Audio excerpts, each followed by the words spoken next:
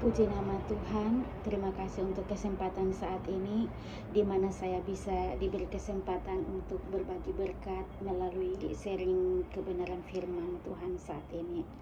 Mari kita akan sama-sama belajar di dalam firman Tuhan, Mazmur 126 ayat 5 sampai 6. Mazmur 126 ayat 5 sampai 6. Orang-orang yang menabur dengan mencucurkan air mata akan menuai dengan bersorak-sorai. Orang yang berjalan maju dengan menangis sambil menabur benih pasti pulang dengan sorak-sorai sambil membawa berkas-berkasnya. Haleluya. Puji nama Tuhan, tahun 2025 adalah tahun penuaian, di mana kita dipersiapkan untuk menjadi penjala manusia dan dapat menjangkau Jesus for everyone. Hari ini mengingatkan kita semua sebagai para leaders, apa yang kita tabur, itu yang kita tuai. Seperti seorang petani menabur biji jagung, sebelum dia menabur, dia memperhatikan tanahnya, dia memperhatikan bagaimana dia memilih pupuk yang tepat, membersihkan tanahnya, mulai menggali, bahkan ada yang membakar tanahnya supaya ketika ditanam subur, dan menggali lubang untuk menaruh 1 atau 2, 3 biji jagung sampai saatnya menunggu 3 bulan, di mana masa dia akan menuai. Dengan apa yang ia kerjakan atau lakukan, 1, 2, 3 biji jagung akan menjadi 1 jagung yang sangat banyak bijinya. Nah, seperti itulah taburan kita saat ini. Yuk kita akan sama-sama belajar bagaimana supaya kita dapat menuai dengan cara 3M. 1. Mendoakan. Di dalam Lukas 10 ayat 2, Lukas 10 ayat 2 kita akan baca bersama-sama. Katanya kepada mereka, tuaian memang banyak, tetapi pekerja sedikit. Karena itu mintalah kepada Tuhan yang empunya tuaian, supaya ia mengirimkan pekerja-pekerja untuk tuaian itu. Ayat ini menekankan banyak jiwa-jiwa yang ingin diselamatkan. Apabila kita dapat menjadi pekerja yang aktif atau menjadi pendoa syafaat, seperti halnya yang kita lakukan di dalam kegiatan kita melalui doa keliling seperti minggu kemarin, atau melalui perisai-perisai doa di setiap penilik yang ada, kul-kul yang ada, baik itu kul Yerusalem, Kanaan, Gunung Horeb. Seperti firman Tuhan bilang, mintalah kepada Tuhan yang empunya tuaian.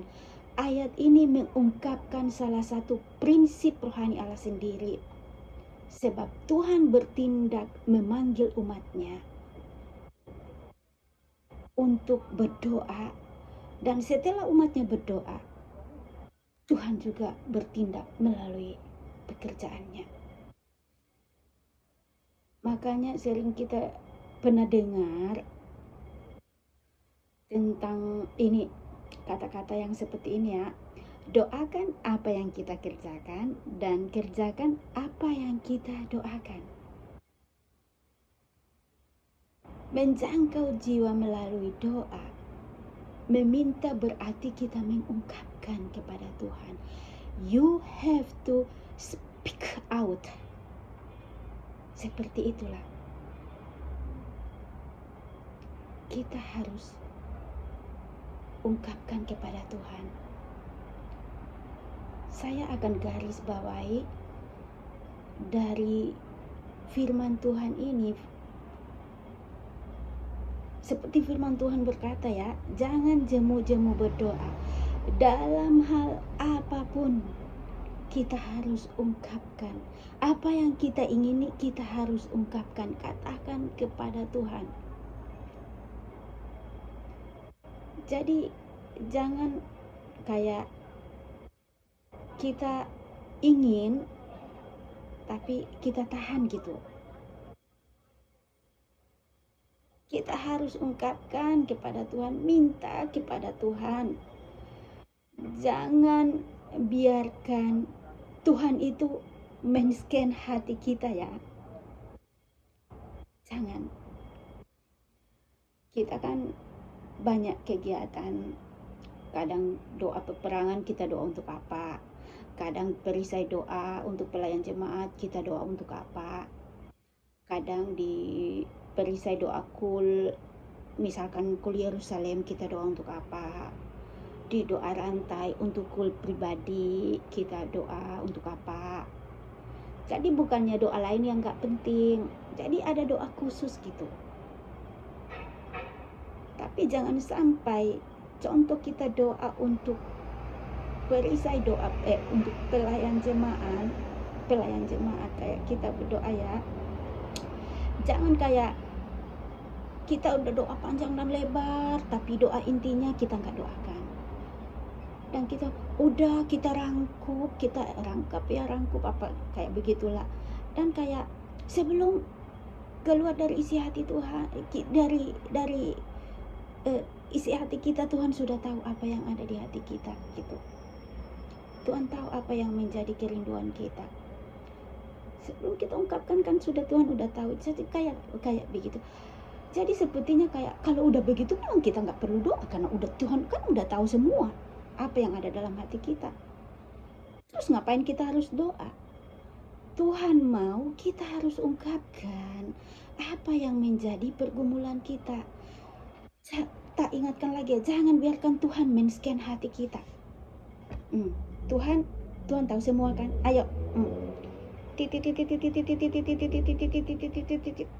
Udah, amin. No. Kita harus katakan kepada Tuhan seperti speak out. Itu yang Tuhan mau. Kita ungkapkan semua, setiap keluh kesah, setiap apa kerinduan kita. Apalagi saat ini kita minta jiwa-jiwa kepada Tuhan. Apalagi setiap peratapan kita ya, kecuali memang kita harus meratapi masalah kita karena itu memang beda banget cara kita berdoa. Mungkin kita tahu semua cara kita umum berdoa atau cara kita secara pribadi. Kadang-kala kita mendoakan masalah kita secara pribadi, mungkin kita semua pernah mengalami. Bahkan itu misalkan menghadapi suami yang dipinjam orang, tekanan bersama suami, bersama mertua lah, atau majikan. Cara doanya juga beda. Kadang-kala tidak bisa diungkapkan dengan kata-kata tembok ratapan gitu, hanya air mata yang menetes gitu. Yesus perhatikan setiap tetesan air mata. Dia mengenal hatiku yang penuh penyesalan. Atau kita melakukan satu kesalahan yang sangat fatal di hadapan Tuhan. Jadi kadang mendukakan hati Tuhan, kadang cuma air mata. Nah seperti itu beda cara kita berdoanya. Kita tidak bisa ungkapkan dengan kata-kata, hanya menangis. Jadi di sini seperti banyak di Facebook, atau aku paling suka ini kata-kata ini. Ada yang berkata, doa itu bukan part time. Doa itu jangan sometimes, apalagi no time berdoa ya. Doa itu on time, mesti full time, kalau bisa harus overtime. Dan kadang-kala Tuhan menjawab doa itu kita harus menunggu. Ditunggu ya. Belum. Atau short time, bisa juga long time, dan bisa juga on time.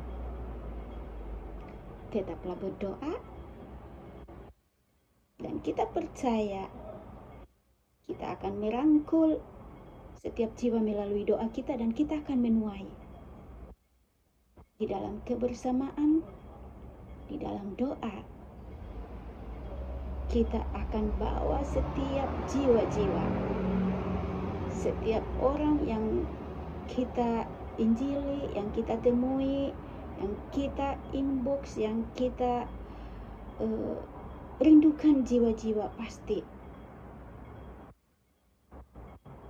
melalui doa kita akan mengalami kemenangan, penuaian di dalam doa kita. Haleluya. 1M ya, mendoakan. Sekarang kita akan belajar 2M, merangkul setiap jiwa-jiwa yang datang ataupun yang jiwa-jiwa baru itu adalah hasil dari setiap doa-doa kita. Percaya enggak? Amin. Jadi jangan remehkan berdoa ya. 1, mendoakan. Jadi bagaimana cara kita memperhatikan jiwa akan menentukan kenyamanan jiwa tersebut. Hal yang sangat praktis banyak terjadi dalam setiap kul. Ketika ada jiwa yang datang, kita jemput. Bahkan kayak kapan hari Bu Ningsi itu Kak Napsi ngomong, sudah dijemput, dikasih uang transport lagi, patatongnya diisi lagi. Nah,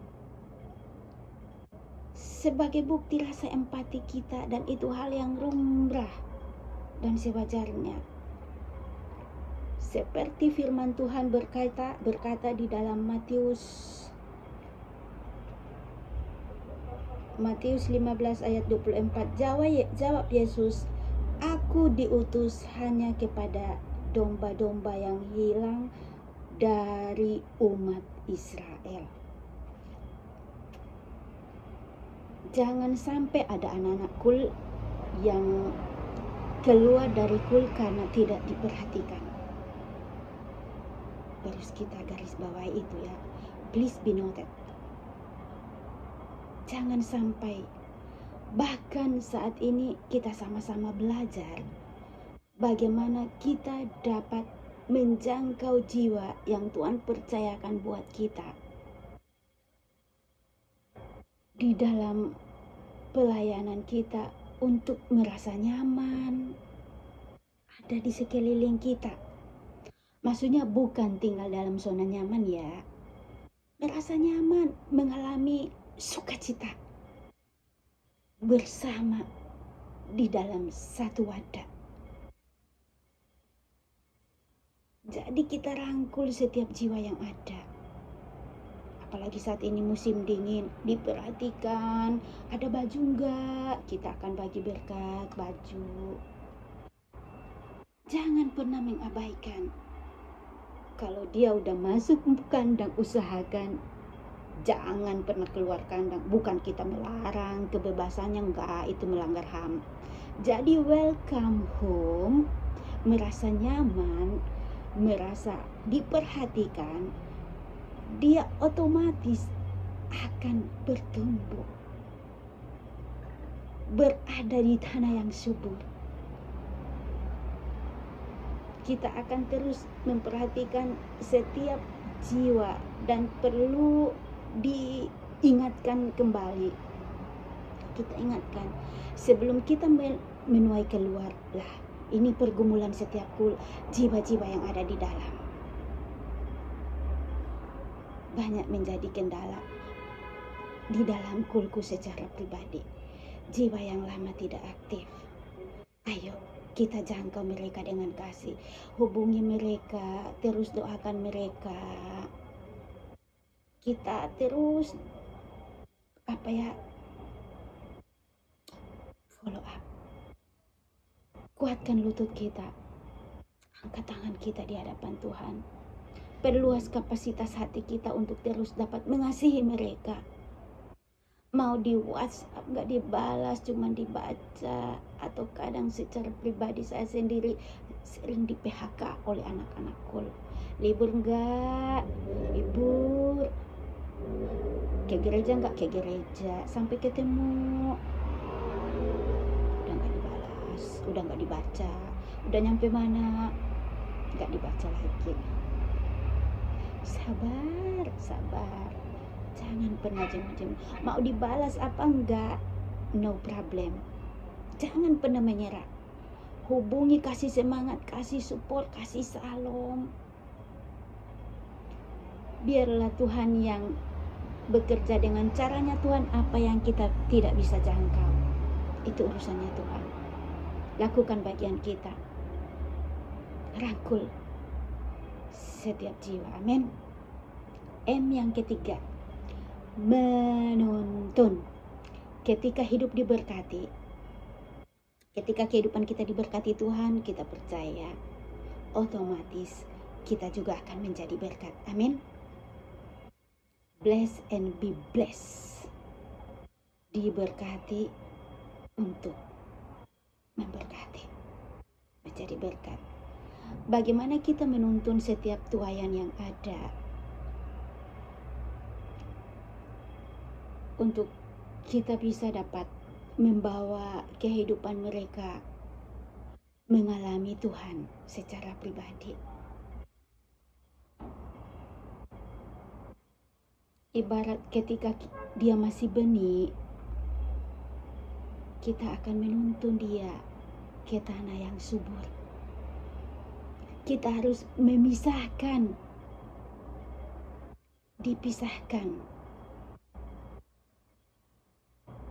dipersiapkan, dipisahkan dari setiap lumpur-lumpur liar agar pertumbuhannya akan menjadi benih prajurit. Pisahkan dia dari dunia. Jangan salah tuntun domba ya, bawa ke jalan yang benar. Diberi pupuk, disiram, diarahkan, ikut ibadah, ikut kom, ikut kul, supaya dia semakin kuat akarnya dan semakin bertumbuh untuk menghasilkan buah yang baik. Seperti itulah yang terjadi di gereja kita. Ya, sama-sama belajar, sama-sama merangkul, sama-sama kita akan mendoakan, kita tuntun, dan kita percaya dari situlah maka genaplah firman Tuhan